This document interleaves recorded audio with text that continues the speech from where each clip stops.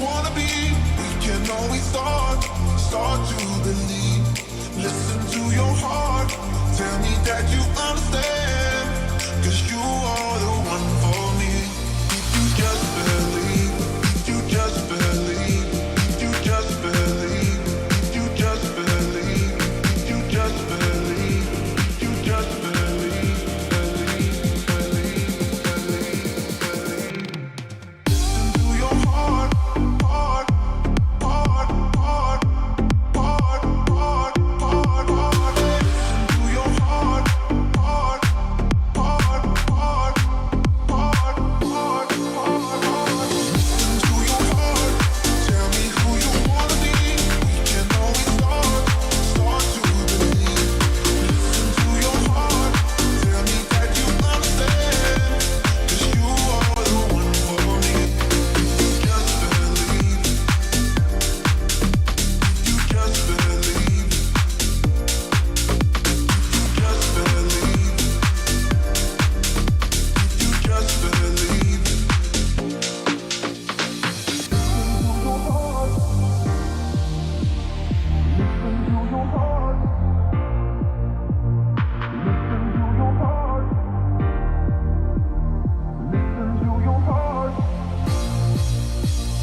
Listen to your heart, tell me who you wanna be. We can always start to believe. Listen to your heart, tell me that you understand. 'Cause you are the one for me. If you just believe, if you just believe, if you just believe, if you just believe, if you just believe, if you just believe, believe. Listen to your heart, heart, heart, heart, heart, heart, heart, heart. Listen to your heart, heart, heart, heart, heart, heart, heart, heart. Listen to your heart, tell me who you wanna be. We can always start to believe. Listen to your heart, tell me that you understand. 'Cause you are the one for me. If you just believe, if you just believe,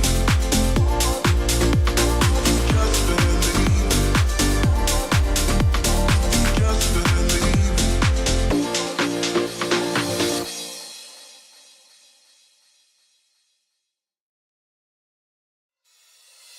listen to your heart, tell me who you wanna be.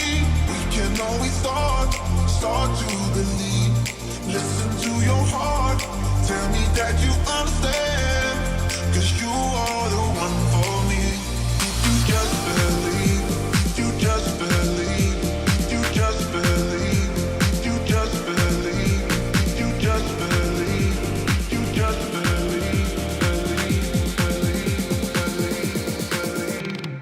Listen to your heart, heart, heart, heart, heart, heart, heart, heart. Listen to your heart, heart, heart, heart, heart, heart, heart, heart. Listen to your heart, tell me who you wanna be.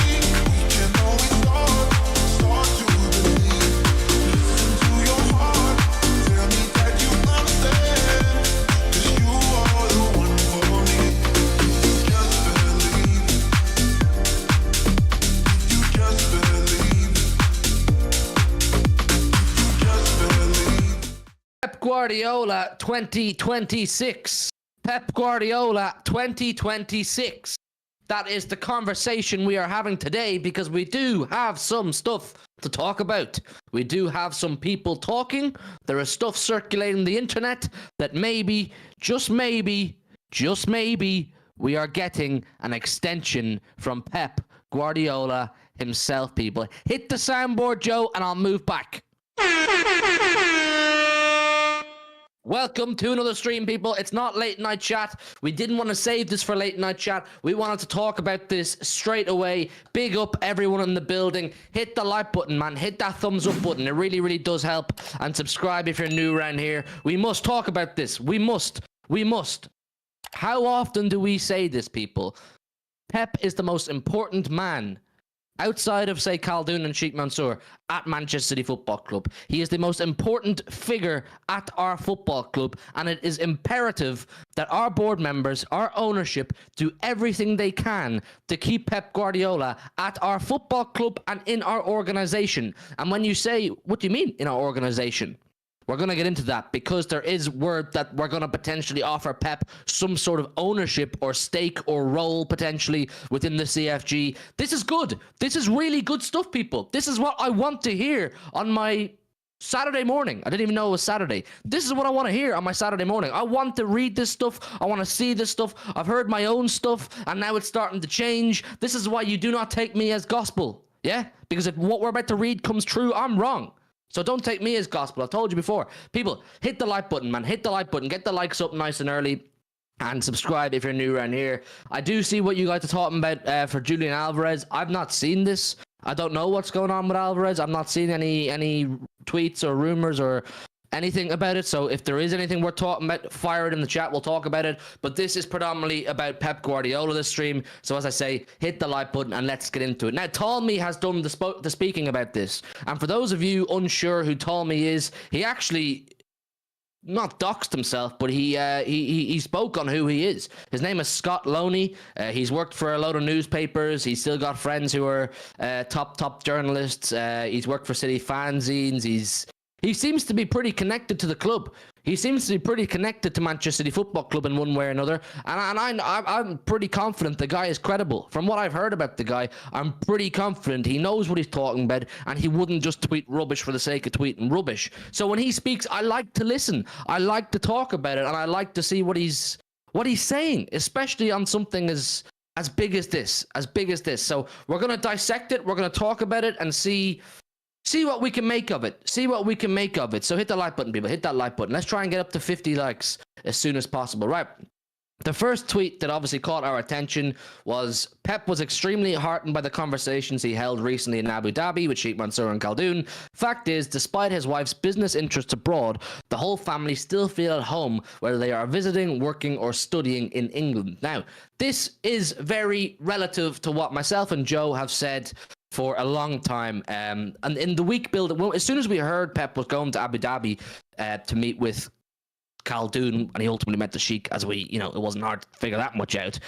We knew that this trip to Abu Dhabi was going to be somewhat make or break in the pursuit of keeping Pep Guardiola at Manchester City. If this trip to Abu Dhabi was unproductive, unsuccessful, for me, that was the end of Pep Guardiola. He was going to leave in 2025. But now it seems like the club, whoever was involved in those conversations, we know Khaldoon, Tiki, Fran Soriano, and the Sheikh were all there. Whatever they said to him must have pulled at his heartstrings and made him confident that he should stay. Joe, like I said, this is very relative to what we were saying a long time ago, or a few weeks ago now, about Pep. And this is what we want to hear. This is absolutely what we want to hear.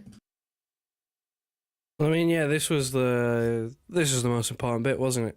The trip to Abu Dhabi. And we said that the whole time. We said, even though, go back a few weeks, even though we still thought at the time that 2025, that would be it. Like, we were convinced that that's the most likely scenario. Even though we thought that, we still also acknowledged the fact that, this trip to Abu Dhabi could change everything. Like, that was the one thing standing in the way of him leaving, was the meeting between Khaldoon and the Sheikh. That was the one thing that you thought, well, maybe they can change his mind. Maybe they can convince him to do another year, another 2 years, whatever it may be.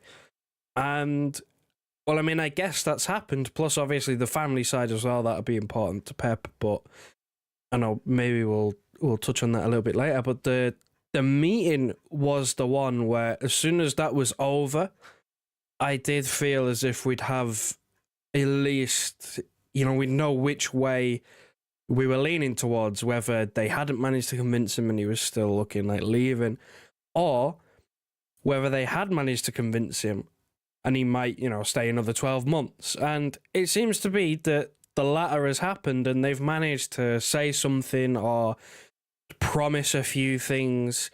Maybe it's a pay rise, maybe it's some transfers, maybe it's a multitude of things that we don't know about, but they've managed to convince him of the idea of signing on for another 12 months and completing a decade is possibly, you know, it's on the cards. And that is something that we want to hear, of course, but it's something that I wasn't expecting to hear, personally.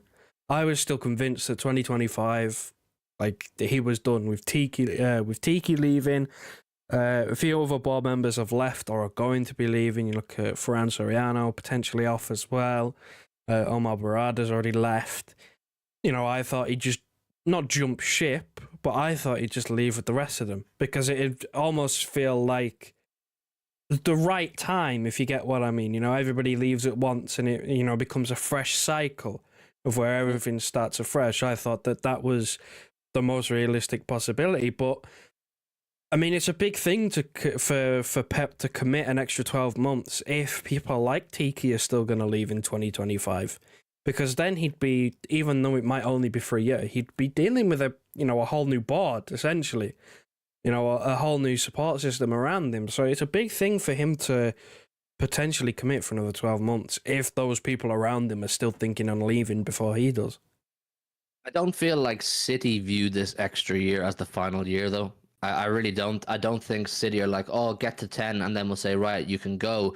I think City have uptaken the strategy of just keep giving him a year, just keep giving him a year, just keep giving him a year, simply because he's worth it.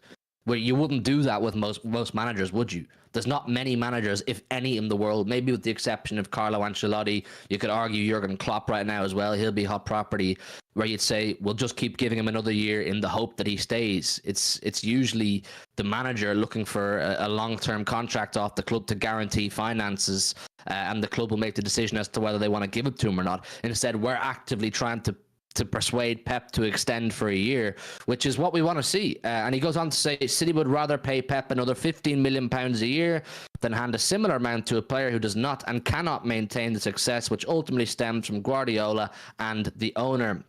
This is what we're saying. Pep is the most important man.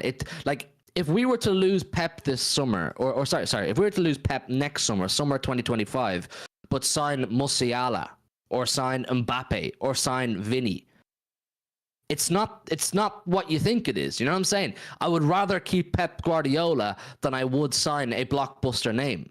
Pep Guardiola is the most important man when it comes to our success. I would, like, the club are basically saying we would rather allocate this chunk of our finances into retaining Pep Guardiola, even if it is just for another 12 months on top of what he already has, than put it into a player who isn't going to be, you know, Pep Guardiola. I know you can't expect the player to be as important as the manager, but that's essentially what they're saying, which for me, I fully understand. I think Pep Guardiola is worth it. I think he's worth putting these finances into. And this is just something the club have to do for a special manager.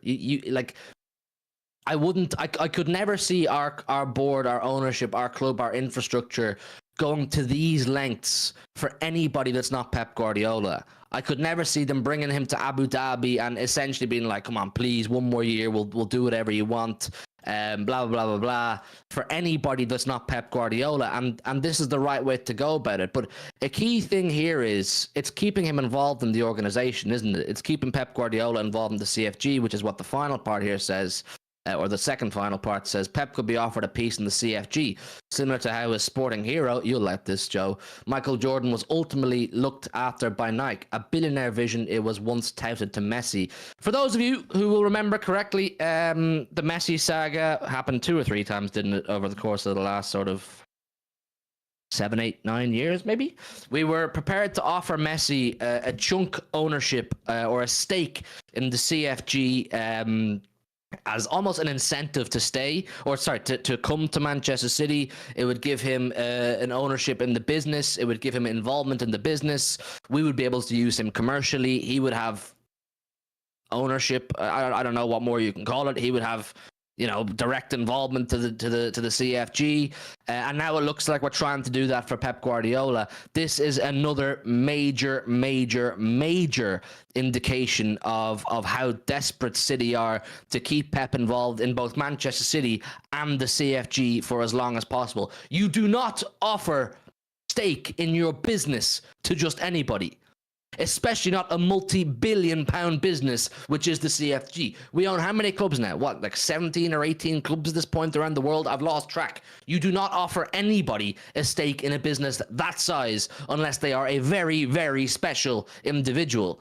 So look, this is what the club are doing. Now it's down to Pep. It's down to Pep, but it seems there was something about him getting the green light from his family or something. He still has an open offer from New York City FC. That could be something that comes along down the line as well. But yeah, he's ready to stay at Manchester City beyond next summer. Initial talks have been very positive. Pep has the backing of his wife and children, which is the main consideration. Members of his circle were convinced this would be his last year, but not so now. This makes sense. This makes sense. Why leave? Look, this is all down to whether Pep wants to stay involved in football or not. You know, if Pep decides after his tenure at Manchester City, he's like, look, I've completed this shit. You know what I'm saying? I've won. I'm him when it comes to management, and I'm gonna retire. I'm a multi millionaire. I'm gonna go live in, you know, some nice island in a villa and do my thing. That's fair enough. That's fair enough. He's more than welcome to do so. But if Pep still has that fire in his belly to continue in management, he has to go, right, where do I want to manage? And it's very easy for the rival fan to come in here and say, oh, well, he needs a new challenge. Go to La Liga, go to Serie A and do it there. You've never done it there. Blah, blah, blah, blah, blah. You know, do international management. Blah, blah, blah, blah, blah. That's very easy to say. But it's his life. He has to weigh up his own life, where he's living, where his family is happy, where he's happy, where is going to give him the best resources, where is going to give him the easiest and most straightforward pathway to achieving his objectives. And right now, we are that club. We are that organization that when we fully back someone, evidently Pep Guardiola, we will give you everything. Your finances that you need for yourself personally, your resources you need to sign players. We're building the new stand in the stadium. We have the best infrastructure. We have the best facilities. We have the best academy. There is nowhere you would rather be if you still have the fire on your belly than Manchester City Football Club. So I don't think it's a hard decision if he still wants to stay, Joe, or in football. I still can't believe you said I'd like this when referencing Michael Jordan. You're the Michael Jordan man around here. You own all these shoes. You love the man. Jordan's my goat. But I mean that's paramount. Regardless of whether he stays or leave, keeping him in and around the CFG is, you know, kind of number one objective. Because one, you don't want him to go elsewhere and compete with us, because that'd be disastrous. And, you know, for two, it's nice to still have him in and around, even if he's not directly influencing the situation. You know, I think we've said a couple of times, even if he is to leave in 2025, you know, the hope is he'd go to New York, stay in the CFG, and we could almost call on him if we need him for, like, advice and you know, things like that. So if he then goes, you know, a step further, signs on for another 12 months and gains a stake in the business, then again, whenever he decides to call time and leave, he still has a share in the business. So he'd still be a guy that we could, you know, call upon if, you know, needs be, because he'd, you know, be a relevant party. Even if he's not manager, he'd be, you know, minority owner, I think is what he'd end up being, of course, because he'd have a stake in it, which, again, you don't go handing around, you know, parts of your business to any old random geezer. There's a reasoning why there's Pep Guardiola, because the only other guy that we do it for is Messi. And that was only because, you know, we needed to convince Messi to leave Barcelona somehow. And, you know, naturally it was,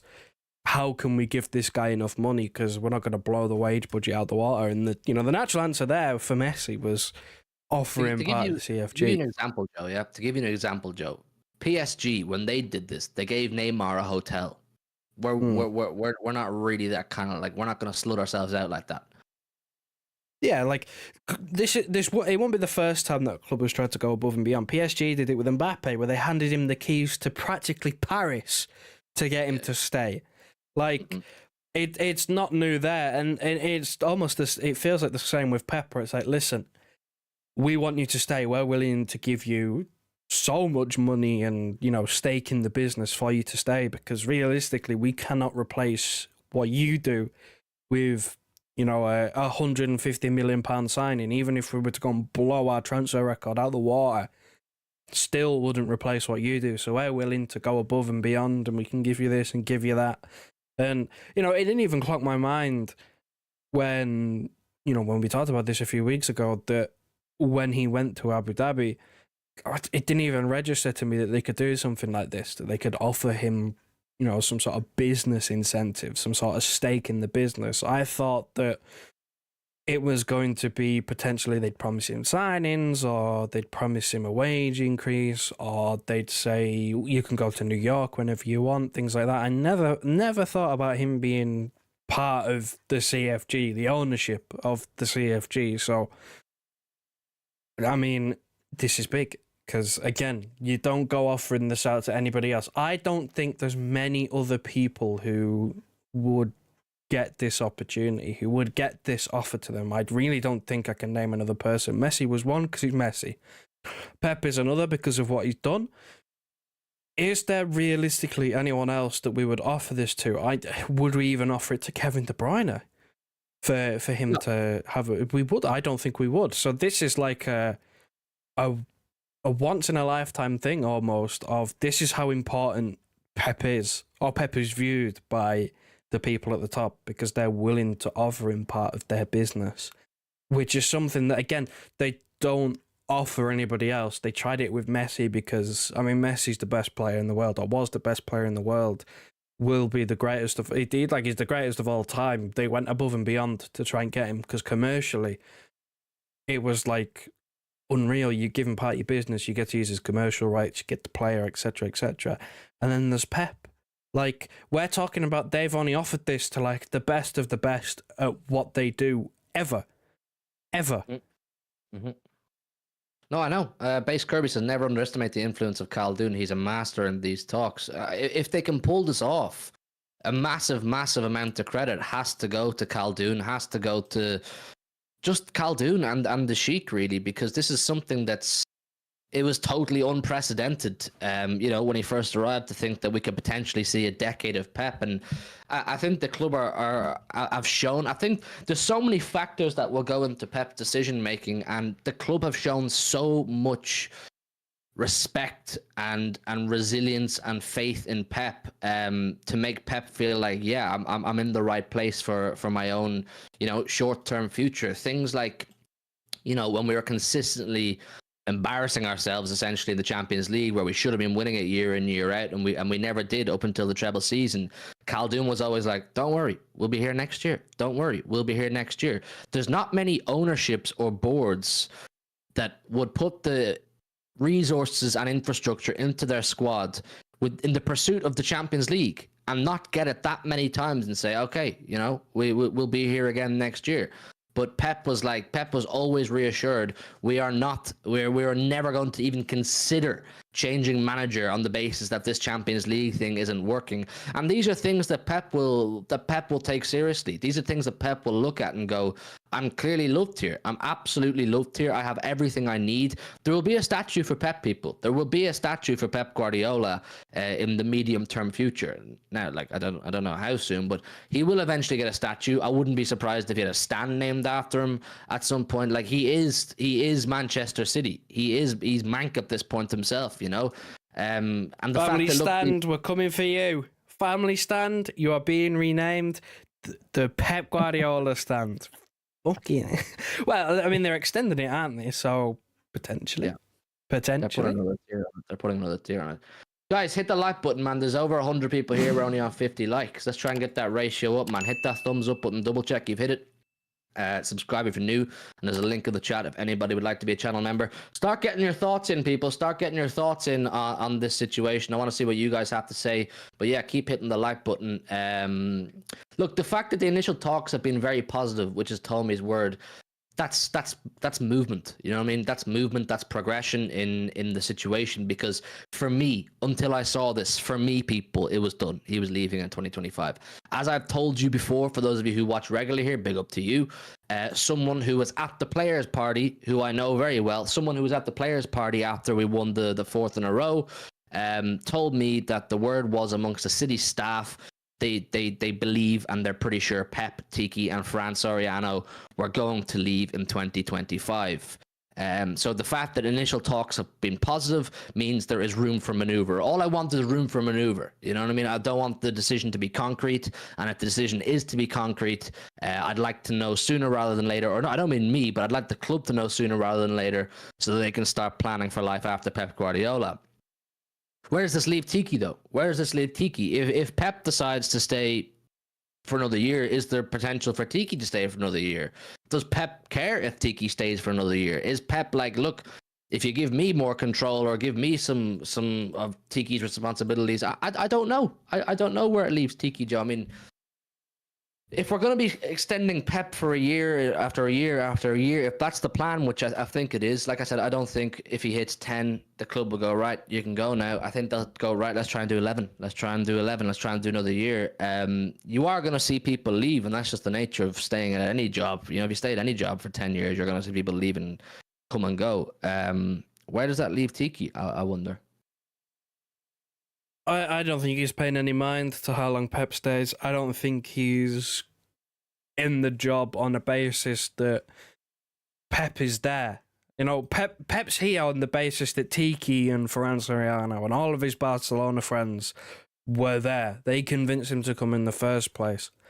It wasn't the other way around. So, you know, you're led to believe that whenever they would call it quits, Pep would. But if Pep's willing to commit, then that shows that he's maybe okay with the idea of change of management, you know, higher up in terms of the CEOs and other board members and directors of football, which is a big thing because, again, they're the reason why he's here in the first place. So I was skeptical as, you know, to whether, you know, that's why I was so convinced that Pep was going to leave in 2025 because, you know, he was only here for the connections that, you know, we had with Tiki and all these other guys at board level. So if they were to go, I just thought, you know, naturally he probably wouldn't stay under new board. But if he's willing to do that, I don't think it's a case of Tiki's going to look at that and go, Pep stay and I'm going to stay. I know I'd quite like Tiki to stay because he gets a bit of stick sometimes and people have been poking him because we haven't signed anyone yet, even though the circumstances around that, I mean, everybody's still on international duty or on holiday, so it's kind of hard. But let's not forget some of the good deals he's done. Vardiol and Haaland and Alvarez, and I mean I could go on and on and on and on about the good signings this guy has made. But I don't think it's as deep as I don't think it's going to change his mind if he still wants to leave. Because with Tiki, given your source, from what I remember, is Tiki was just going to flat out retire. Like it wasn't move on to another club. It was 2025.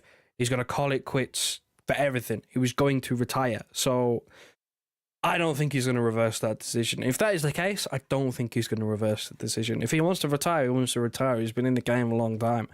Like, I don't think if Pep's going to stay, it's going to change Tiki's mind. I think Tiki would change his mind based, you know, on his own accord. If he wanted to stay, he'd do more. But if he wants to retire, he would retire. Because again, it was the other way around. It was Pep came for them. It wasn't they came for Pep. Mm-hmm. No, I know. Big up to you, Martin. Good to see you in the chat. He says, afternoon, fellas. Can you still hear me, Joe? Yeah, my PC's bugging a little bit here. Yeah, I can. Yeah, I did a little bit of a lag spike there. Let's talk briefly on this Alvarez thing, seeing as you named him there. I'm literally just reading the article as we're chatting here. Julian Alvarez has asked to leave Man City after rejecting a new 4-year contract as the Argentinian forward demands English champions set a logical asking price for buyers. This is from the Daily Mail. So, you know, it's not nothing. It's not nothing, but is it true? I don't know. If it is true, he needs to get his head out of his arse. I'm just going to get up his contract here now in a second. How do you feel about this anyway? The headline, Joe, Alvarez has asked to leave and demands a logical asking price from the club. I'm just scrolling through the City aggregators and neither City Report or City Extra, unless this happened yesterday, because I'm only, you know, flicking through today. I have not seen this article being aggregated by, you know, the two big dogs of the Man City reported. So I'm on the Daily Mail's website here. This is their official website. So yeah, but you've said this before, you know, City Extra, they only post news that is like, you know, news. that's got credibility. So whether they've just missed it, or whether they're paying no mind to it, or whether I've missed it because it happened a few days ago. Morning. This morning. Well, I've seen nothing from either of the aggregators, so the only thing that really tells me is no one's really paying any mind to it. I mean, I haven't seen anything anywhere else either. Nothing really from, again, unless it's a few weeks ago told me I had an update or anything like that. Tone as well. I haven't seen anything from, some of the bigger dogs on this platform that suggest to me that this is true. So, I mean, I guess if I was to take it at face value and believe it and say that there was truth for this, then yeah, he needs to fucking give himself a reality check because It's from El Chiringuito. Tic Tac. Oh, for fuck's sake, of course it is, isn't it? Yeah, because he used to play for Real Madrid and they want him back in Spain. Yeah, pay no mind to that geezer, yeah? He's good for a meme on Twitter, that's about it. Pay no... Of course it's the Spanish media, mine. How many times is it the Spanish media, right? How many times are they just chatting pure shite for clicks and trying to unsettle players into leaving? Oh my god. No, now that I've learned that it is fucking Mr. Tic Tac, I'm paying it no mind.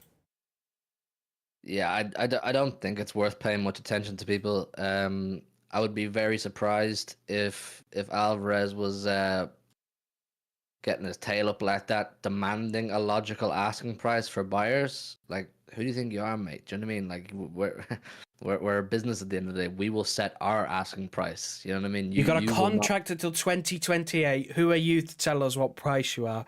Mate, you signed a new contract like, what, last year or something? Or, like, big man, come on now. Give yourself a reality check. Why would we offer him a 4-year extension when he has 3 left? So we want him on a 7-year contract. I'm not so sure. A load of absolute horse shit. Especially if it's coming from Spain, because we know exactly what the Spanish sources are like. They try and get all the big boys to come to them, so they make up headlines that could potentially, sway a few players, make their heads turn. They do this all the time, and it's only in Spain, and people take it. People start to panic. People genuinely start to panic and go, "Oh shit!" They take everything they read as gospel. They see Daily Mail and go, "Oh, I know them," and then they see the headline and go, "Oh shit!" And then when you read further into it, if you know sources and you know rumor mills, and if you've been around the game for long enough, you read further into it, see Mr. Tic Tac's got his fingerprints all over it, and go, "That's a lot of nonsense." I'm not sure. Alvarez would like to play 9, but is not asked to leave. He is concerned at playing time at 9, though, but no demand to move. I did say this a while ago. I said it was inevitable that Alvarez would want to be the main number 9 somewhere. And Alvarez may feel, putting a few pieces together here, that with Mbappe going to Real Madrid, it becomes highly unlikely, for me anyway, that Haaland ever goes to Real Madrid. Where else is Haaland likely to go? Probably nowhere. As long as Pep stays, I think if we can keep Pep to stay for that extra year, I think that guarantees another 2 years of Erling Haaland, maybe more, who knows. So Alvarez may be looking at it and saying, look, while the big Norwegian fella's here, I'm not going to be the main number 9. And this midfield stuff, great. You know what I mean? I'm getting minutes at it, but it's not for me. This wing stuff's not for me, whatever. I want to be the number 9 somewhere. It's coming. It is coming at some point. I don't believe for 1 second that Alvarez will stay for the next 3-4 years under the current circumstances. These are not the circumstances any striker wants to be in. A striker doesn't want to play midfield. A striker wants to play striker, and a striker does not want to be back up to Erling fucking Haaland. So I think it was somewhat inevitable, but I doubt that he's taken this bullish stance. I'm going to just say that outright. I don't believe this report. Yeah, I don't believe this report. I think this report's rubbish. I don't think Alvarez would take this bullish of a stance to demand a logical asking price. I don't remember anybody coming to Man City and saying, I demand you set a price of this, that, the other that people will be happy with to pay. Like, No, sorry, mate. It just doesn't work like that. So I don't believe this. And I also don't think Alvarez will be totally frustrated with the way it is. I think, yeah, he'll want to be the main number 9 at some point somewhere. But at the same time, you know, Haaland has a bit of an injury record. And, you know, there's times where you want to bring Alvarez on maybe to play with Haaland or in replace of Haaland. Haaland won't play 90 minutes 2-3 times a week. It's just not going to happen. So I don't think he's totally frustrated, but as I said, as he gets to 26, 27, 28, he'll want to be the main number 9 somewhere. I think this is just absolute rubbish. I think this is a cold. Tic tac, man. Tic tac. He's not going to go to Madrid. Let's rule that out for one. They've got like 72 attackers, so he's not going to go there. He's not going to go for Barcelona because they can't afford anyone. They can barely afford the electricity bills, so he won't go there. What's he got? Atletico Madrid. Will he go there? That's the only other Spanish club that I can maybe see, because I think Morata is back off to Serie A somewhere. I think I heard AC Milan, if I'm not mistaken, for Morata. So potentially Atletico Madrid could be in the market for a number 9. Maybe he ends up there being the main man. But yeah, I pay no mind to El Chiringuito and Mr. Tic Tac when it comes to signing players. I mean, again, he's great for a laugh. Like if a Spanish club loses, like let's say Real Madrid loses, I'll never forget. I think it was, I can't remember the year, but it was when Hazard was at Real Madrid and he did a whole bit on Hazard, and it was, you know, it blew up on the internet. Like, he's good for a laugh, but for news, he relies heavily on fear mongering and basically pulling things out his ass to make people panic and talk about it. There's the only source you should be caring about right now, people, is Tolmy's hairdo.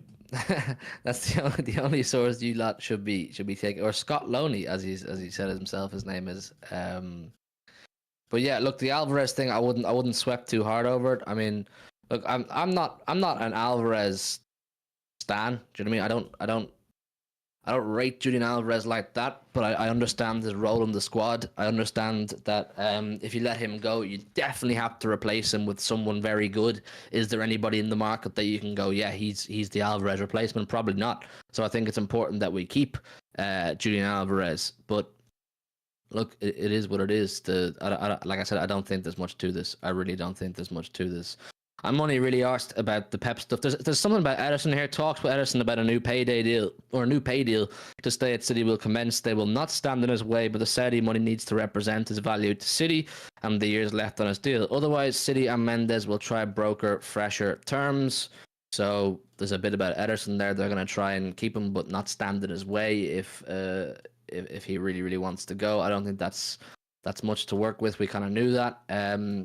There was the City report. There was just before we do the Daesh thing.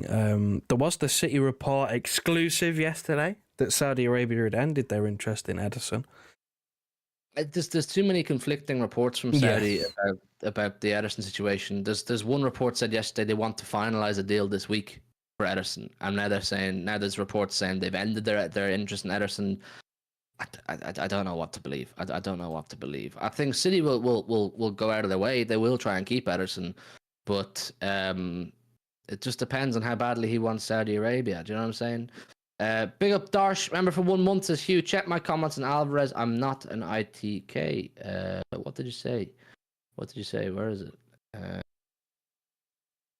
Hugh, the reason why Caldoon gives Pep time, is that what you're talking about? Offering. Darsh, send it again, man. Send it again, and I'll read it out. Wagwan, Donna Cullen, good to see you. City should poach Rodrigo. Madrid ain't getting Rodri. Yeah, did you see about Rodri? He was asked, could he ever go back to Spain, Joe? I've seen so many things about Rodri. I've seen Carvajal talking about it, trying to convince him, hands off, you fucking midget. It's not yours. Again, if they were to sign Rodri, let's just float the idea here. It's awful, heartbreaking stuff. I might fall out of love with the game if that was to happen, right? Because they would be a super team. They'd be unstoppable. But surely at that point, you'd be looking at, like, Madrid would have to sell, like, fucking at least 2 players, because they are so stacked in midfield and in the forward areas. They don't have space for any of these guys. They don't have the room to facilitate because they have so many players. Like it's crazy. And Rodri said himself that at least for now he's happy. He's happy where he is, and he's not. The Manchester life isn't that bad. Spanish bastards, yeah, those Spanish bastards. Just stop fucking around in the media. Stop making it a circus. For God's sake, leave the guy alone. When are you going to come back to Spain? When are you going to come back to Spain? Would you ever go back to Spain? You're from Spain. You're from Madrid. Get back to Spain. Get back to Madrid. Shut up. Yeah, he's happy. We're going to get him a replacement. He's going to be happy. He's going to get rest. Just shut up. The world doesn't revolve around fucking Spain. Do you know what I'm saying? The world doesn't revolve around Madrid. Just shut up. Leave him. Leave him. Hit the soundboard. The mood has to go up a bit. LFC side with the gifted membership. Man like LFC side, the king of the members for July right now. Base Kirby got it. He says thank you. As always, people, manners cost nothing. Well done, Base Kirby, for saying thank you. And big up to you, LFC side, for the gifted, man. Massively appreciate you. City. They simply, look, they're not going to sell Rodri. They're not going to sell Rodri. As far as playing staff goes, players and management, it goes Pep, then Rodri. Yeah, they are the two most important people we have in our playing staff. I'm just imagining the leadership triangle. You've got the Sheik, Khaldoon, Pep, Rodri, and then Tiki, and then and then Juamalilo, and then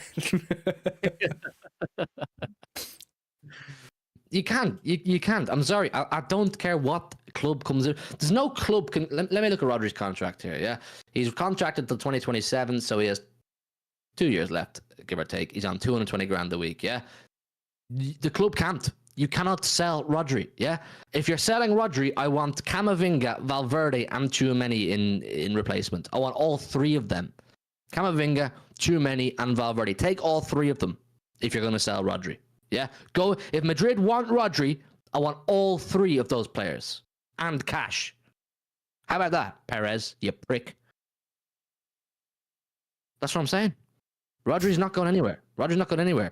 And he in the response Rodri was given to these questions, he was clearly trying to be friendly, but also like, look, I'm happy where I am. I'm very, very happy where I am. Exactly, Martin. I've heard this too. He's getting a new contract. He's getting a new contract. Rodri's going to get a new contract to take him up to 2029, 2030 to make him possibly or on par with Haaland and De Bruyne as the highest paid players in the club. So Rodri could be up to 375, 400 grand a week.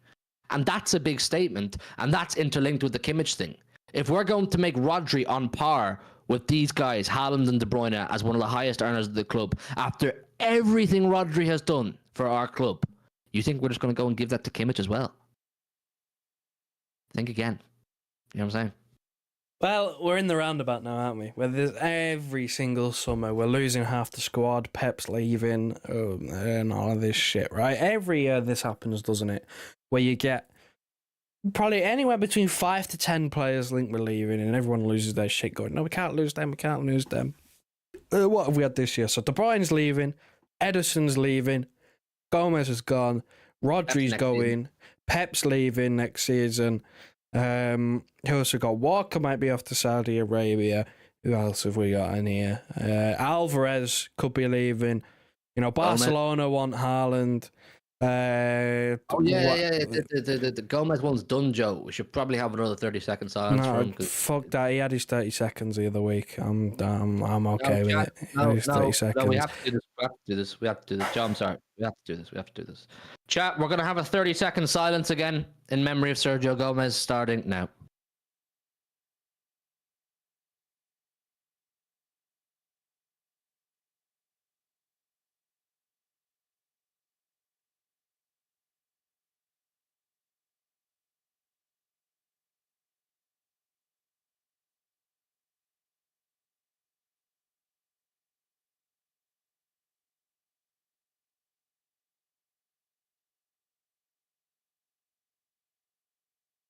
And a round of applause. Well done, Sergio Gomez. Well done, Sergio Gomez. I'm not clapping. Well done, Sergio Gomez has officially completed his move to Real Sociedad. A true trooper, a true blue, and we thank you. Anyways, go on. He's now had a total of a minute silence. There we go. Spread across 2 different streams. He's had his minute. I can't wait for the Calvin Phillips one. We might have to do 10 minutes of silence. We'll sit here for 10 minutes for Calvin Phillips. God. Yeah, I mean, I don't know if I'm missing any other names, but there was, Haaland's off to Barcelona, Alvarez wants to go when he's demanded a price. De Bruyne and then Edison are off to Saudi Arabia. Well, Kyle Walker might be joining them. Rodri's been convinced to go back to Spain to join Real Madrid. Anything else that I'm missing? Grealish might be going. Chelsea or something like that. Who else have we got? Bernardo Silva going Benfica in some sort of swap deal, and there's probably more. Like, that's half the squad. We're gonna have no one left, and this happens every single year, and everybody loses their mind, and everybody goes, "Oh shit, we can't lose them. Why are we thinking on selling them?" And the season starts, and lo and behold, everyone's still fucking here. Yeah, exactly. And once again, it goes back to that's a credit to Khaldoon, credit to the board, credit to the ownership, that we stand on business. You know what I'm saying? We stand on business. But look, Pep is the main priority, quite clearly, as the club have said there will, or according to Tommy, the club want to allocate these finances, this chunk of their finances, into keeping Pep rather than putting it into a player. I would imagine though that the club will want to get this announcement out quick if it is to be. They'll want to get this decision quick and announce it quick, because if you can get it this summer, if you can get an announcement this summer, it will help massively with transfers, Joe. Well, yeah, because a lot of the signings or a lot of the rumoured incomings, you look at players like Kimmich, everything you hear about Kimmich, again, I don't even know if we're interested or whether we're even, going to go and try and sign Kimmich, but everything you hear from the player side is that, Kimmich would, because again, there's no linking the club to Kimmich, but there's links, that say that Kimmich, views City as a destination, somewhere that's on his list of potential clubs that he'd accept going to. And everything you hear about Kimmich is usually followed by or in and around a report that says, he's asking what the future of Pep Guardiola is. If Kimmich was to join City, he wants to know how long is Pep going to be there for, and every other player that's going to sign for us. Because again, we keep going on and banging this drum about war chest and big summer and, big money signings. Anyone who's a big money signing and comes with a reputation is going to ask the question, what is going on with Pep Guardiola? Is he staying or is he leaving at the end of next season? Am I only going to have one season with him?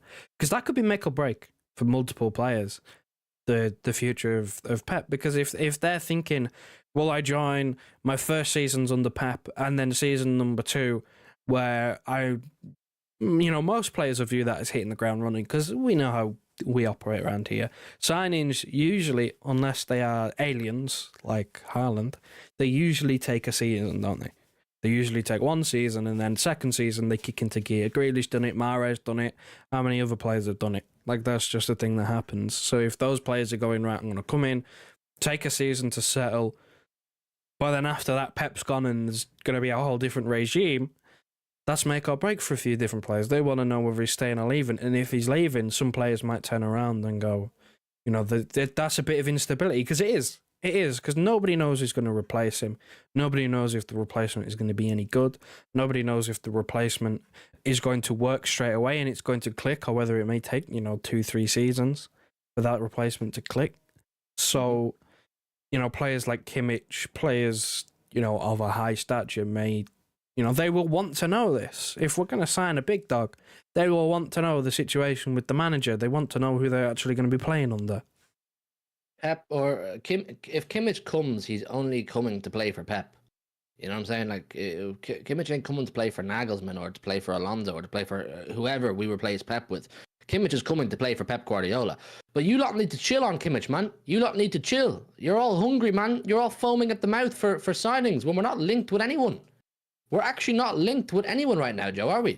Like, is there anybody we're actually concrete in talks with, or there's anything serious?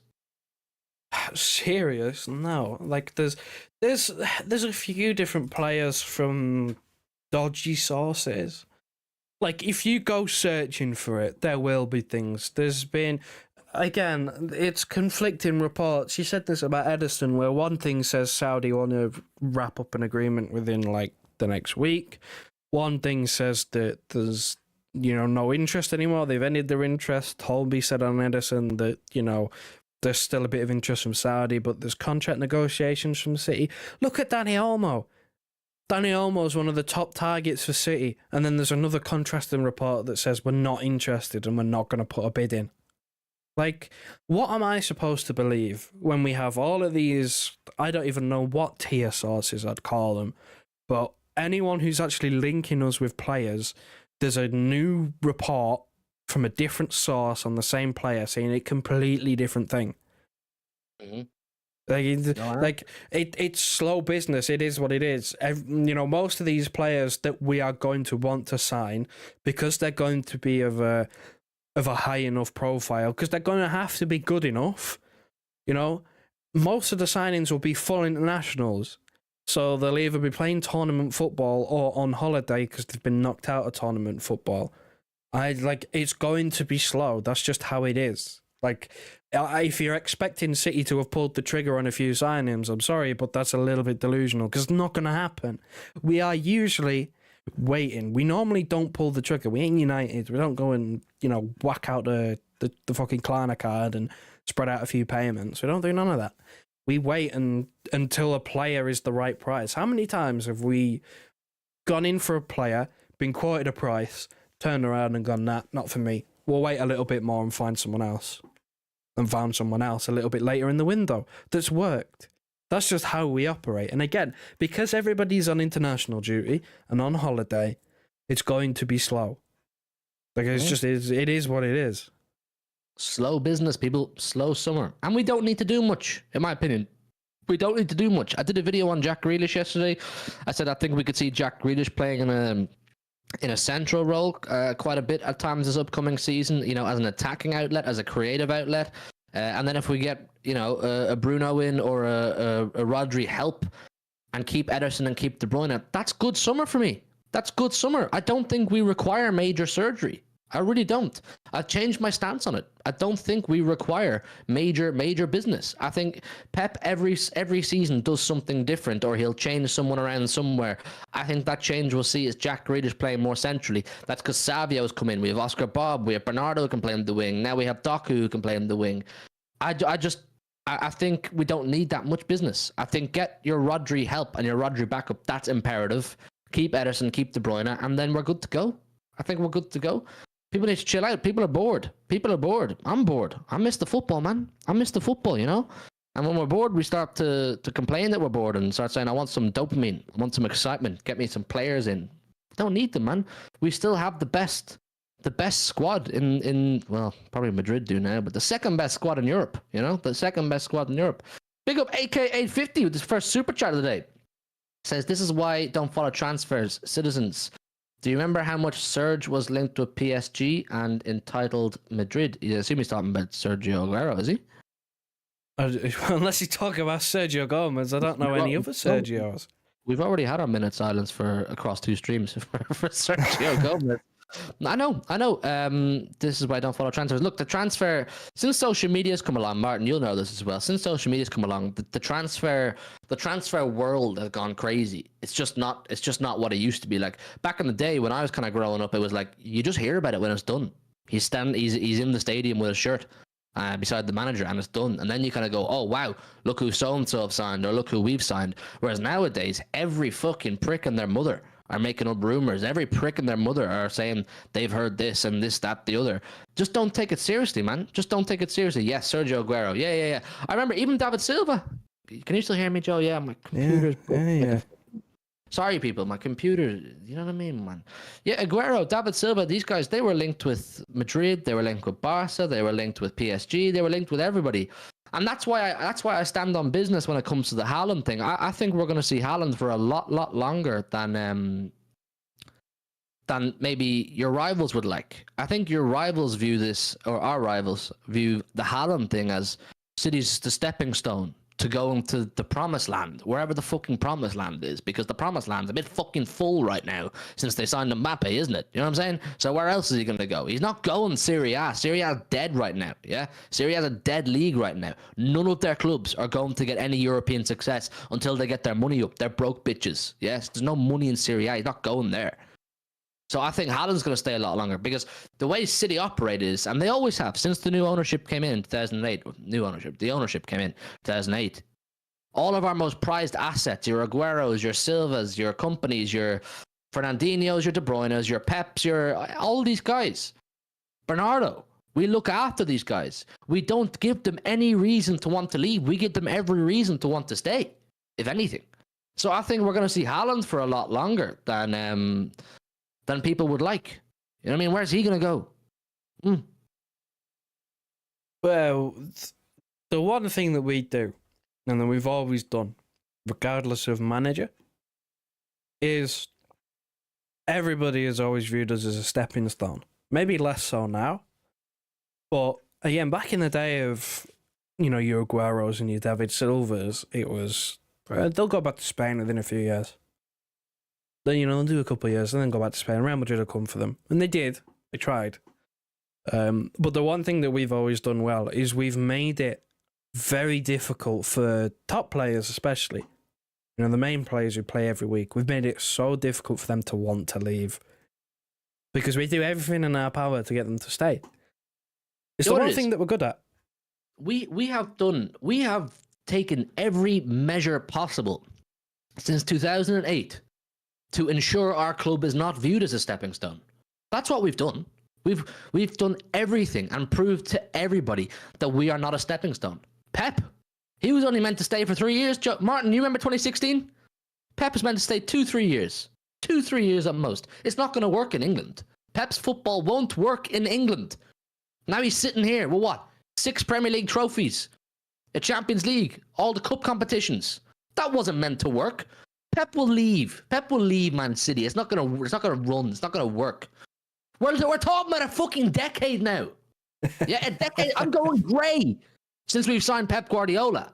My hair's going. I'm losing my hair. I put on about 10 stone since Pep has signed. Pep has made me fat because I drink beer in celebration and I eat kebabs in celebration. We're talking about 10 years of this motherfucker. City ain't a stepping stone. We're a powerhouse. The only club with a bigger pull than us is Real Madrid. And if Real Madrid want Haaland, they've shot themselves in the foot by signing Mbappe. Simple. Yeah, he went from year 1 was his style of football will never work in England. Year 2, might as well be Celtic. Might as well be Celtic, man. Might as well. Big up Celtic, though, do you know what I'm saying? Yeah, Big Donny Celtic, European Cup winners, Big Donnies, right? But that's like the icing on the cake, isn't it? But when you look back at all these memories of Pep, it all stems from doubts. People, mainly rivals, saying it's not going to work.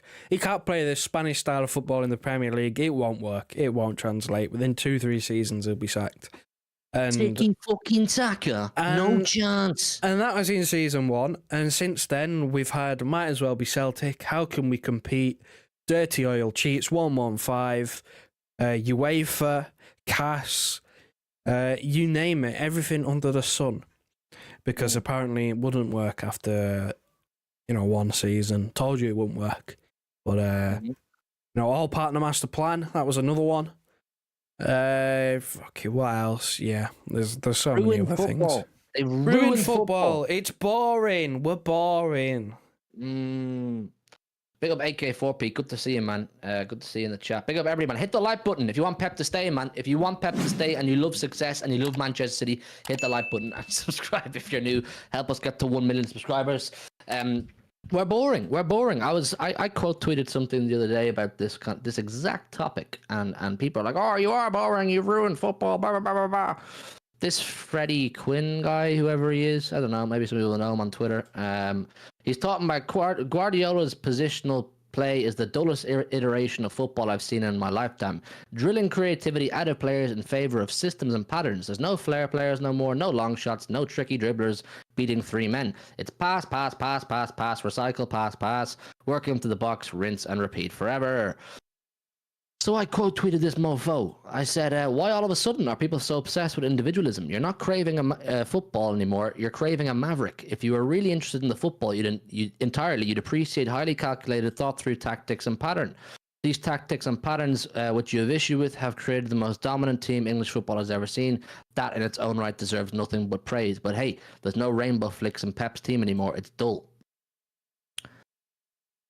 I'm gonna say something here that might upset people who are a bit older than me, yeah? A lot of football back in the day was shit. A lot of football was shit, yeah? I remember watching Arsenal play Chelsea. I remember watching United play Liverpool. It was hoofball. It was who could hit the other the hardest, and you'd have the odd maverick on the pitch, like a Thierry Henry, or a Wayne Rooney, or a Robert Pires, or a Bergkamp, one of these mavericks, you know, individual. And the reason that they are viewed as sensational is because the football they were playing with was rubbish to watch at times. I'm not saying it was crap all the time, but there were some games where there was no pattern of play, there was no tactics. It's just bash each other, kick the ball up the pitch, and hope our special players like your Henrys can do something magic. And quite often they did, and it was magic. No discredit to that. But let's stop acting. Let's stop pretending like football before Pep Guardiola was some absolute masterpiece to watch, and it was just exhilarating all the time. Keane and Vieira made a fucking dynasty, a partnership in kicking lumps out of each other. Is that what you're really missing? You're just missing players battering each other. Pep, the reason you're complaining about Pep is because he's taken success away from you. He has dominated you. He has changed what you are used to, which is the same clubs winning all the time. And he's done it in a calculated fashion. It's nostalgia. It is nostalgia bias. I'm from a generation whereby I can remember football before Pep. I can. I was a child. I was an early teenager. I can remember football before Pep, and I know football with Pep. I wasn't there for the 90s, of course, but I remember the mid to late 2000s, and so on and so forth. And the thing is, everyone looked at Pep's Barca and said, wow, look, they're amazing. That's what they did. They were calculated. They passed you to death. Pep's Barca that everyone wanks over passed you to death. And then Messi would do something crazy, and we'd all go, wow. Wow. So he brings a bit of that. He brings a bit of that to England, and we all go, it's fucking boring. Fucking boring now. Boring. Why? Because he's beat you. You liked watching it from afar at Barcelona, but you don't like it when it's in your stadium. You don't like it when it arrives at your front door. It's boring then. Nostalgia, mate. Nostalgia. Nostalgia's a killer. And nostalgia is the reason why great teams and great players nowadays will not get the respect they deserve. Because it's people who are older now going, nah, back in my day, it was just way better. Fucking why? What do you mean, what? Why? Why was it just way better? Come on, man. It's just trying to disrespect and discredit the greatest team English football has ever seen. Not even just nostalgia either. Like, let's be clear. The gripe that some people have that it's boring and it's just pass, pass, pass, pass, pass. Well, I'm fucking sorry that every team that we play against plays two banks of fucking 5 on the edge of the box, and that the only thing that we can do is pass, pass, pass. I'm sorry that when our number one title competitor comes to town, they park the fucking bus and play a back 6, that we can't have a bit of flair and individualism, and we can't have a player that runs through 2 fucking double-deckers on the edge of the penalty area. I'm sorry that we have made it boring by forcing teams to play defensive counter-attacking style football against us. It's not our fault that teams come and park the bus. How is that our fault that we have to come up with a system that relies on us just passing it around, having 70% of the ball, because 99% of the teams that we play against park the bus. Even when we go and play away, they still park the bus and play defensive, and we have the lion's share of possession. It's not our fault. And you're talking about you want individualism of players. Tell your fucking managers to get some individualism. How many managers are we seeing copy Pep Guardiola? Do you know what I'm saying? How many managers are copying Pep Guardiola? Don't Tell get me started. Do you know what I mean? Lego head. Lego head. His transfer window so far is like 3 goalkeepers and a couple of defenders. Like, what? No, sorry. No, you're stockpiling yourself with all these defenders. How about some attacking and flair play from yourself? Because Arsenal are basically just a rip-off City. They're just Pep 2.0. They copy what we do. Same system. They're signing defenders so they can play 4 centre-halves across the back. Like, it's no different to what we do.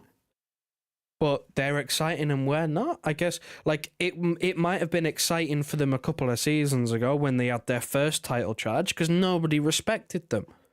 They didn't get the same treatment that we did, in which every team parks the bus. There were teams that would give it a go. And then after they built that season of respect, now more teams have started to, defend a little bit deeper against Arsenal and, counter-attack. And it's caught them out a couple of times. But it's not robotic at Arsenal. It's exciting. Exciting times for Mikel Arteta's Arsenal. They ain't won anything. They ain't dominated. And you're also trying to tell me that since Pep has come to the Premier League, it's just been boring. Remember the times where we had Sané and Sterling on either wing, and De Bruyne feeding balls over the top to them, and Aguero through the middle? That was electric football. That was fucking electric football. It never run now, though, because we don't get space in behind, because we're sat playing a team that's just got 2 banks of 5, shifting from left to right on the edge of the penalty area. There's no space in behind.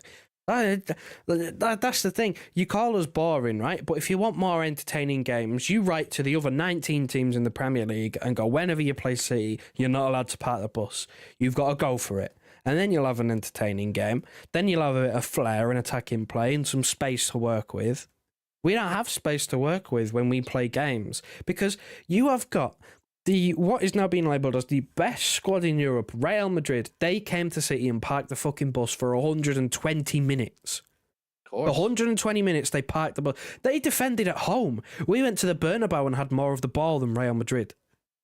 And that is the champions of Europe. But it's our fault that games are boring. By the way, that game at the Bernabeu wasn't boring either. It was 3-3. Like, you find a way to make... when we talk about lack of individualism, did you see the goals that were scored at the Bernabeu in the 3-3?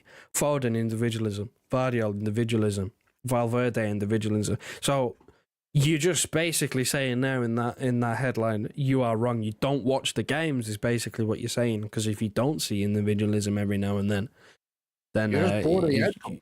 Yeah, you're just bored of us winning because there is moments of individual brilliance in most games. There is moments of flair. There is moments where a Doku may take 2 players on, a Grealish may take 2 players on, a Foden, a De Bruyne might run through the middle and carry the ball 40 yards. That happens. But if you don't watch, you don't know. If you're just bothered about the result and then say it's boring, then you won't know. When we watch our team every single week, every game, week in, week out, we see these things. But the people who call us boring, they're more likely to watch highlights or to just care about the result or, not watch the games in entirety. Because why would they? I mean, for one, why would you watch, another top team play one of the bottom teams in the league? Like, I wouldn't be going out of my way to watch Arsenal play Ipswich at home next season. I won't go out my way because I probably know the outcome. Like, if it's on TV, cool. But if it's not, I'm not going out my way to find a way to watch it. Like, but would I then turn around and go, Arsenal are boring because they always win? No, I ain't watched the game. I don't know whether they were boring or not. DJN1 comes in with absolute facts there. He says, Prime Jose will get the lead and basically hold it. Bro, these nostalgia merchants, yeah? They lowered Jose Mourinho, the team that only conceded 14 goals in a season or whatever it was, 15 goals in a season. Bro, they were horrible to watch. I remember them. They were horrible to watch.